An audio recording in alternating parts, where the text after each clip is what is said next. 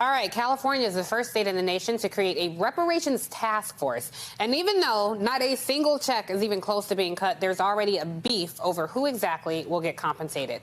Now, Tuesday, after a heated debate, the panel narrowly voted to limit eligibility to African Americans who are descendants of a chattel enslaved person or a free black person in America prior to 1900, instead of including all black Americans, regardless of lineage. So what that means is nearly 200,000 black immigrants in California who hail from places like Africa and the Caribbean could potentially be left out if there is ever any money at all. So let's get into this. This is sure to be a fire discussion. Joining me now is attorney and chair of the California Reparations Task Force, Camilla Moore, and still with us, the amazing, awesome Jelani Cobb. All right, Camilla, I got to kick it off with you. Your task force voted this week to limit compensation, as we just said, to the descendants of freed and enslaved black people who were in the U.S. in the 19th century. However, there are many people whose ancestors were enslaved and have lived here for nearly 200 years. Why exclude those folks, and how do you account for the harm that took place after enslavement, like redlining and Jim Crow, the war on drugs, violence, etc.? Your thoughts? Thank you. So the California Reparations Task Force decided to define the community of eligibility in line with the intent of the author of the California Reparations Bill, Secretary of State Shirley Weber. And specifically, the task force decided to define the community of eligibility as those African Americans who are descendants of a chattel enslaved person or a free black person in America prior to 1900. And in January, Secretary Weber testified to the task force that lineage-based eligibility was her clear intent.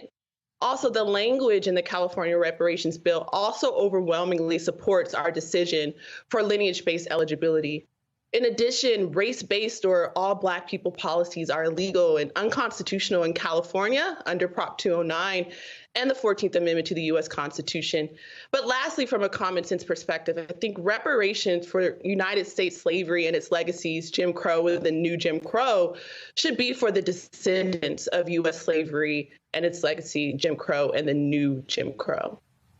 But you're saying race-based policies are deemed illegal, but this really isn't race-based, because my question to you wasn't why aren't all, like every single black person included. My question is specifically for people who have been here since enslavement, whose families were certainly harmed by policies like Jim Crow, like the war on drugs, et cetera. So, you know, I don't know that including that group of people would necessarily be illegal, according to what you were saying.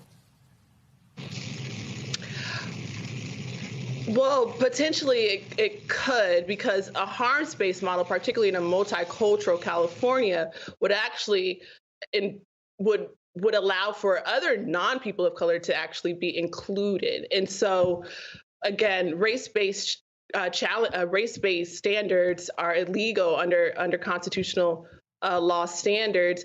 And we're not saying that, you know, we're not going to face some type of challenge, but a lineage-based approach would be the least likely to be challenged under constitutional law standards. Jelani, weigh in here. I'm curious your thoughts, because would a lineage-based approach be, you know, more division in the black community when it comes to this? Would it be a win for some of the harm that we've already seen take place amongst our people? Your thoughts? I think it's a weird argument, you know, that, like, one, take a look at that book over your shoulder, Isabel Wilkerson's Caste, where she talks about specifically the way that race operates and creates an overall effect of subordinating entire populations, even across lines of class. Now, beyond this, if we look at the fundamental fact of it, California was not a slave state. It entered the Union in 1850, part of the Compromise of 1850, which in turn created a slave-catching bureaucracy.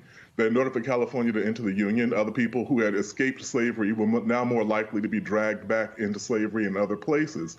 So the argument that people who descend from a free person prior to 1900 is entirely arbitrary. I don't understand the basis of this. And ultimately, if we talk about specific policies, specific discriminatory policies that looked at people as groups, then it would only make sense to respond in terms of recompense for the communities that were affected by that. And so what this ultimately is a kind of black equivalent of kind of the white nativism that we've seen on the right for so long. Camilla, your response. Yeah, so first, there was, in fact, slavery in California. Second, if you escaped slavery and came to California, if caught, you would be re-enslaved under California's Fugitive Slave Act, which was enacted 2 short years before they were admitted to the Union as a free state. Also, third, 80% to 90% of Black California today is a descendant of a chattel enslaved person who was enslaved somewhere in the U.S. As such, they carry that legacy of slavery and Jim Crow with them. Also, the California Reparations Task Force is charged by law with addressing the effect of the legacy of slavery, including Jim Crow and the new Jim Crow, on the descendants and not on all Black people. And that's our legal obligation. But to answer your last point about the free Blacks, why are they included? Secretary Shirley Weber wanted us to include free Blacks because of the unique risk they faced during slavery and Reconstruction. Free Blacks could at any time be captured and sold into slavery. Take, for example, Solomon Northup from the movie 12 Years a Slave. He was a free Black person who was then captured and sold into slavery. So Secretary Weber thought it was important to include the descendants of free Blacks based on the unique history of African Americans in this country. Jelani, I want to give you a chance to respond. Go ahead. I think it's important to be precise in our language. So what I said was California entered as a free state, not that there wasn't slavery in free states, which is also the basis that we know for the Dred Scott argument, for the Dred Scott case. We're much more sophisticated in to believe that the fact that the state did not permit slavery didn't mean that there were never slaves in that state. Now, my other point is that if you're going to pick 1900, 35 years after the ratification of the 13th Amendment, then you are then dealing with arbitrary distinctions. And we should also make the final point that many of the people who are enslaved are in fact also descendants of other places. When we look at the slave population of Louisiana, for instance, and the number of people who were brought from Haiti after the Haitian Revolution into Louisiana. So these are not either or categorizations. So my entire point is that this is an arbitrary means of carving out the distinctions between people who experienced exploitation and oppression in one way and people who look the same as them, who experience that same exploitation and oppression, but just after an arbitrary cutoff point of 1900. Jelani, I want to just follow up. We're a little out of time, but what is this conversation? Because even the conversation, both of you guys have strong feelings about this. Jelani, I appreciate your historic perspective. People are, Twitter is on fire right now. I'm curious, Jelani, though, what does this do about the larger conversation around reparations? Because that, this is very California specific. And so does this advance the cause? Congresswoman Sheila Jackson Lee picked up the torch after Congressman John Conyers left Congress. Does this advance the cause or hurt it? Well, I mean, what I think is that we're looking at as if slavery was the end of the regime. Not that the century of public policy that entailed Jim Crow actually expropriated wealth from people, from communities. Or if we looked at the kinds of disparities that we see now, health disparities, educational disparities, economic disparities, employment disparities, those tend to affect people more or less across lines of race. There's some distinctions with immigrant groups, but over a course of a second or third generation, those distinctions tend to disappear.